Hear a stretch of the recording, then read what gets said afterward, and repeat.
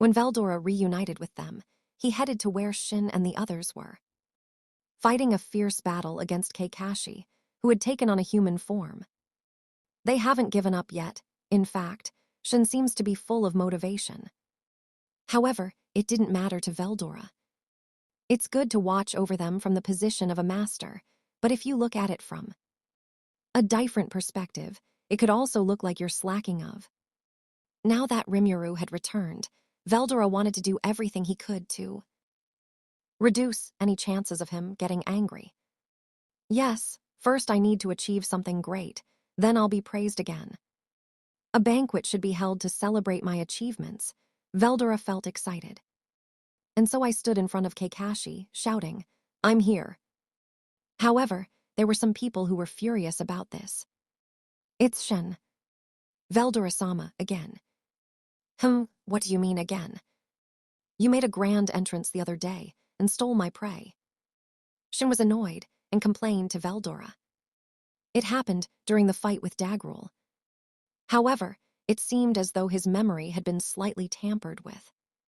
"I admit I look good, but that's not what we were talking about." Shin flatly rejected Veldora's words. At this point, Veldora had a thought. Maybe it's my fault, I thought. Certainly, it's frustrating when your prey is stolen. In that sense, Shin's argument does have some merit. However, no matter how you look at it, they are struggling, so isn't it better for Veldora to try and help them out? Having come to this conclusion, Veldora regained his confidence that he was in the right. He stated his opinion, as if to admonish Shin. "I can understand what you're saying. No one likes having their turn taken away from them, but however, isn't this guy too much for you to handle?" Grrr. Shin gritted her teeth in frustration. It seemed like they were close to finding a clue to the strategy, but they couldn't respond when it was pointed out that it was beyond their control. "If only I had the time," is something I can't bring myself to say. This is because if they continue to deal with Kakashi like this, the damage to others will only increase. The battlefield is small. For this reason, high-powered techniques also cause great damage to the surrounding area. Right now, Kakashi seems to be watching the situation and hasn't made any serious moves. Shin fully understands that this is why the battle is still going on. If Kakashi were to launch a full-scale offensive, he would probably be safe, but the others would not. Rather than complaining, he should be grateful that Veldora had come to his rescue before that happened. Anything is fine, I just need your help." Gobuta's heartbreaking plea was the catalyst that caused Shin to give in. "Thank you again this time." "Yes, leave it to me." Thus began the battle between Veldora and Kakashi. Kakashi remained vigilant and stared at Veldora. He instinctively sensed that it was stronger than the previous three. The amount of energy doesn't seem to be much, but is that really the case? Kakashi was unsure what to do. It was the first time I had ever experienced such a thing. Veldora's aura control techniques are top-notch. Unlike in the past, he can now hide his powers without emitting any magical energy. In Kakashi, where he has only fought weak opponents, it is difficult to discern Veldora's hidden strength. On the other hand, Kakashi's outstanding intuition should have been praised for the fact that he was able to instinctively sense the danger Veldora posed. When Veldora took a step forward, Kakashi took a step back, likely out of caution. "Oh, are you wary of me?" Kakashi is silent. "I understand the language, but there's no reason to converse." Kakashi growled softly, his fighting spirit rising as he walked forward, keeping a certain distance from Veldora while watching for an opening. On the other hand, Veldora stopped in his tracks and observed Kakashi's movements.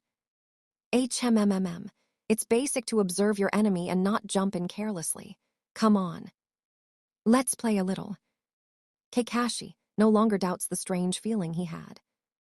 Convinced that Veldora was strong, Kakashi was planning the strategies he should use. It felt like all of his plans were being thwarted, and his growls grew sharper. And so, Kakashi reconstructed his strategy against Veldora from scratch once. Again. He was a dangerous opponent, but it was unclear what was so dangerous about him. If that is the case, we must start by exploring this. Kakashi decided that they should find a breakthrough, even if it meant accepting some damage. Oh, the atmosphere has changed, hasn't it? Veldora said with a happy smile. Immediately afterwards, Kakashi comes running.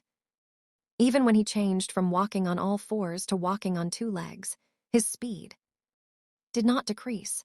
He had observed Gabuta and Ranga's movements and imitated them, mastering the perfect walking and running style. That growth potential was also what made Kakashi so scary, but the opponent was just too strong. Kakashi approached Veldora with a movement reminiscent of teleportation. Without losing momentum, he crossed his fists, sharp claws extended, in a slashing motion, attempting to chop off Veldora's head. But at that moment, to Ryatha, Veldora's uppercut exploded on Kakashi's jaw. At that moment, an exaggerated roar was heard, filling Kakashi's hearing. Did you see that? This is my new special move, Converging Storm Fang. After converging Ruin Tempest, a black storm of destruction into both fists, the immense energy is slammed directly into the enemy, or rather, it is a technique that punches them. Needless to say, it possessed tremendous power. This time, Kakashi charged in at maximum speed and was splendidly countered. The force of the blow was doubled, and with just one blow, to be precise, he punched his cheek with his left fist, and then punched his jaw with his right fist from below, so it was 2 consecutive blows. It resulted in the loss of a significant portion of his stamina. He would recover with time, but even standing up was difficult. That was also a drawback of Kakashi's human form, but even if he had been on all fours, the same result would have occurred if he had been hit by Veldora's Storm Fang. Kakashi is confused. Kakashi never let his guard down and was always aware of Veldora. That's why I noticed that the moment the fist hit, I observed an enormous amount of energy. It surpasses the total energy of Kakashi. Veldora, who didn't let Kakashi realize this, was an enemy he couldn't understand. The emotion I felt was fear. However, Kakashi is confused by the fear he has felt for the first time in his life. He cannot even think of running away from an opponent he cannot defeat, narrowing down the options he has. This lack of experience was what sealed Kakashi's defeat. Habataki was in control in the north, but with Yuuki and his friends joining the battle, the situation was beginning to improve. As expected of Yuuki-kun, Mai was left dumbfounded. Mai had no choice but to admit with mixed feelings that he was using his authority more effectively than she could handle. Mai was doing her best to maintain the status quo by desperately interfering with Habataki's teleportation. However, Yuki performed a somewhat incomprehensible feat by limiting the location where Habataki appears. It's simple, right? If you interfere with space like this, the places that aren't affected will be limited. This is inside the barrier, so it's not that difficult. Well, he said calmly to Mai. However, as Yuki himself said, this was only possible because it was within a limited space. In fact, having taken on the form of a beautiful woman, Habataki has gained intelligence and recognizes the warriors in the north as her prey. This is why she has remained in this place, rather than trying to go elsewhere. If Habataki had broken through the holy purification barrier and escaped, it would have been impossible to predict where he would be teleported to. That's why Yuuki said he was in a fortunate situation right now. Moreover, Yuuki's expression did not look good. This is because the Habataki was a tougher opponent than I had expected. I was thinking we could take it down by ourselves, but is this too difficult? Yuki calmly judges this. Although they had shifted from maintaining the status quo to going on the offensive, they had not achieved any results. Mai was surprised to find that she had pinpointed the exact spot where Habataki had appeared. She concentrated all her firepower there, but Habataki was barely scratched. Well, how pathetic. Even though Adalman and I have used our strongest magic against him, he remains calm. Adalman and Gadra apologized to Yuuki with an embarrassed look on their faces. However, this is not the fault of just the two of them. In addition, covering fire was coming from the bloody knights scattered all over the place, the numerous magical weapons of the Magus Order led by Elmesia and Sylvia, and the 100 members of the Black Numbers under Diablo's command, who were currently under Gadra's command, all firing their strongest magic, and in that instant, the maximum firepower was being delivered. That was the only thing that didn't work on Habataki. Habataki applied the law of teleportation and transferred all of the firepower. That was concentrated on himself. If one were to be shown such absurd authority, one would normally be discouraged. However, Yuki was different. It can't be helped. In the first place, it's thanks to you that everyone is following my plan. Yuki comforted Gadra. In fact, it was inevitable that everyone would ignore the plan of Yuki, a former traitor and newcomer to this battle. Gadra and Benimaru, who had been using telepathy to gather information from all over the battlefield, intervened. I approve of this operation. Just for now, I will leave the operational command of the Northern Front to Yuuki. Thanks to Benimaru's decision, Yuuki had now become the commander. That was why they launched a major offensive, but it ended in failure. A valuable opportunity was wasted without causing much damage to Habataki. However, Yuuki was not the type to give up just like that. On the contrary, it seems he was inspired by seeing Habataki's defensive technique and immediately came up with his next plan. Okay then, let's carry out our next plan, but we don't need more people for this. We'll disband for now, so everyone do your best to defeat the flying demonic beasts cryptids. And so, after dismissing everyone in a very relaxed manner, they began to carry out their own plan. What's going on? Aren't we all going to try it again together? It's no use trying. Besides, if you do it too many times, they'll stop falling for the trap. It might work one more time, but that last trick isn't one to be repeated. Laplace, who had intended to once again deliver maximum firepower to the location where Habataki appeared, was surprised to see that Yuuki had handed command back to Benimaru. He might be able to get it back if he asked, but Benimaru is not easy. If it wasn't an effective strategy, there would be no second attempt. Laplace was surprised by this, to which Yuuki replied, "It's not a strategy that should be used frequently." Then he explained his next plan, but the plan was also outrageous. Mai, who was naturally included as a collaborator, muttered the question. Disbelief. You're kidding, right? Is that even possible? In theory. Well, if the boss says he can do it, then leave it to him. If he fails, it's his responsibility. That's terrible, Laplace. Until I got involved with Rimuru-san, none of my plans had ever failed right. Since then, failures have continued. I don't trust my current boss.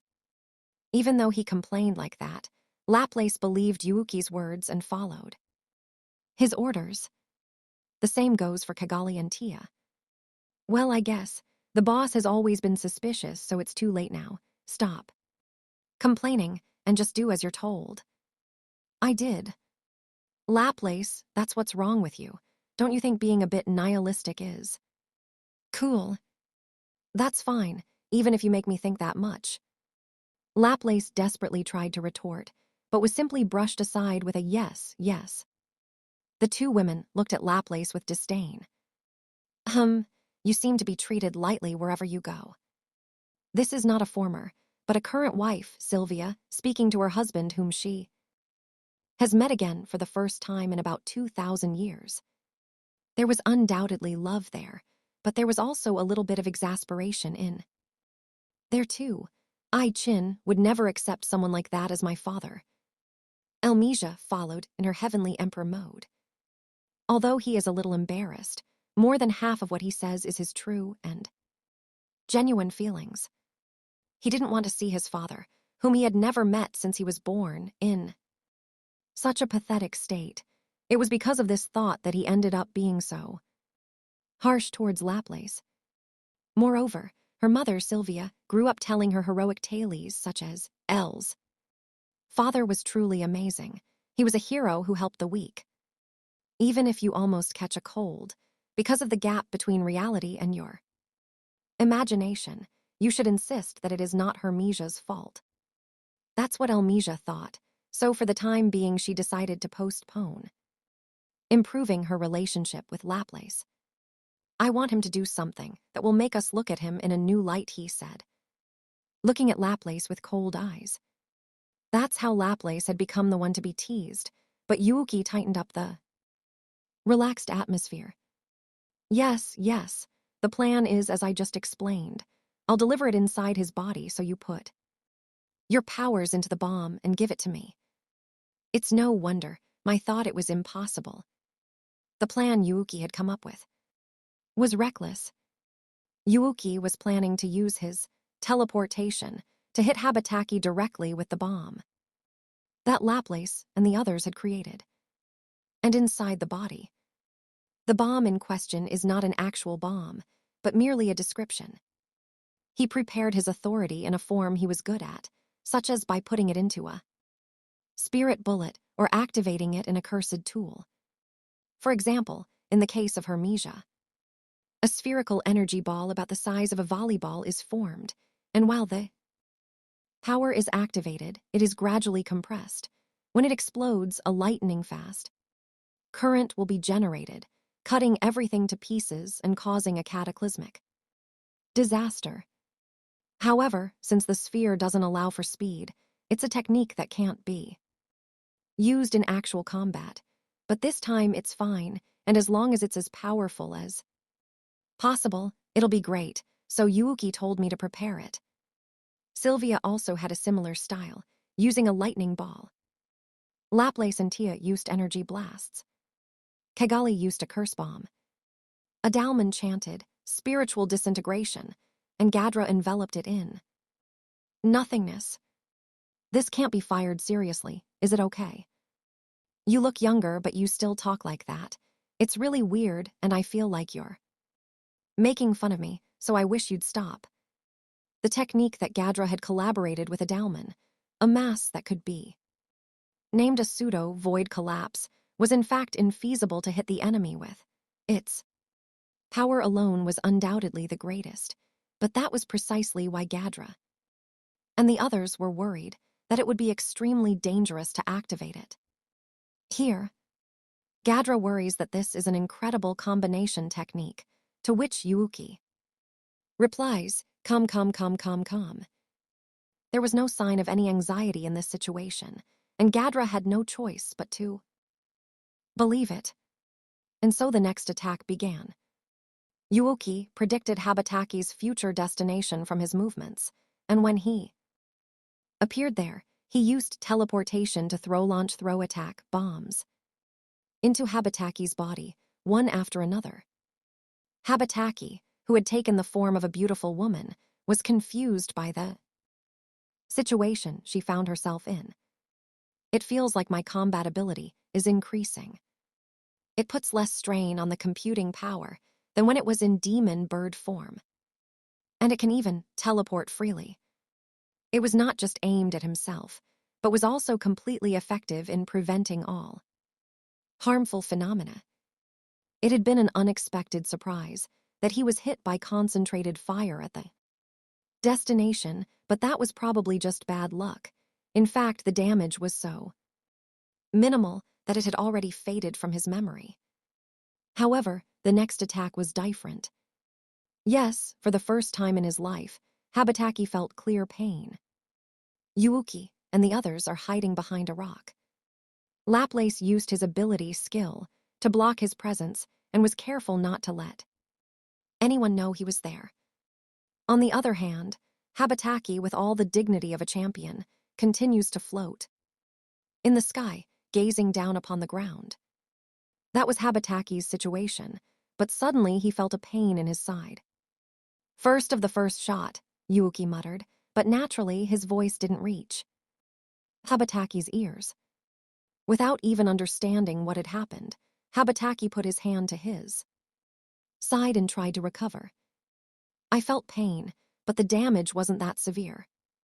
Even though he had taken on a human form, his body structure was the same as when he was a demon bird.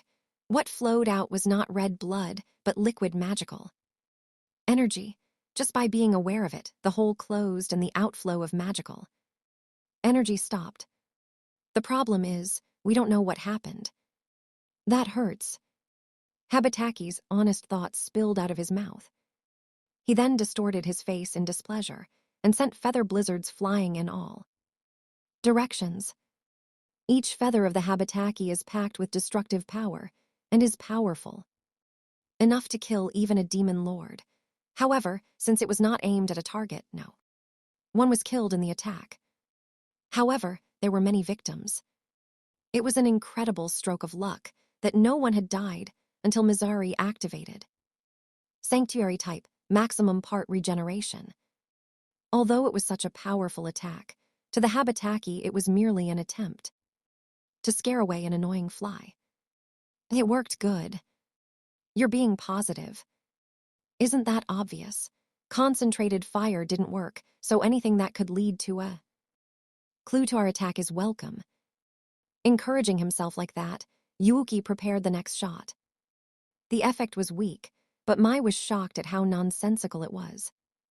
The first move was an experiment, a Laplace full-power energy sphere. It was an ultra-compressed item that would be impossible to complete in a real battle.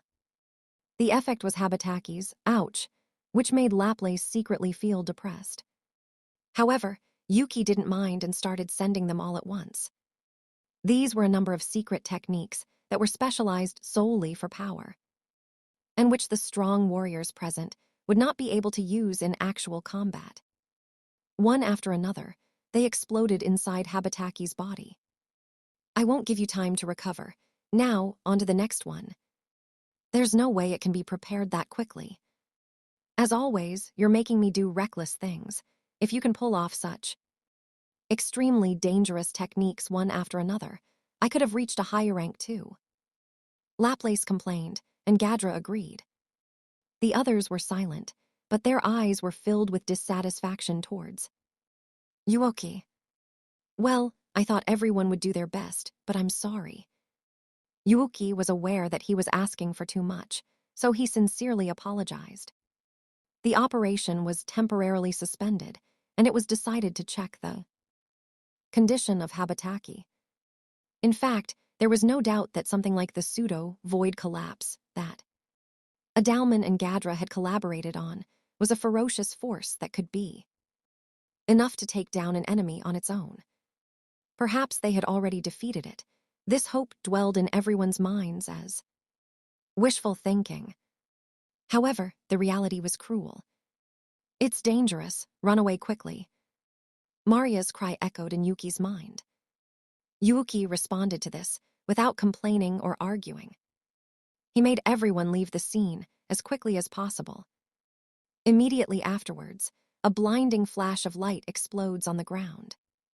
The area behind the rock, where Yuuki and the others were hiding, was also within the range of the flash. It's frightening to imagine what would have happened if Maria hadn't warned them. After the flash, dust covered the ground.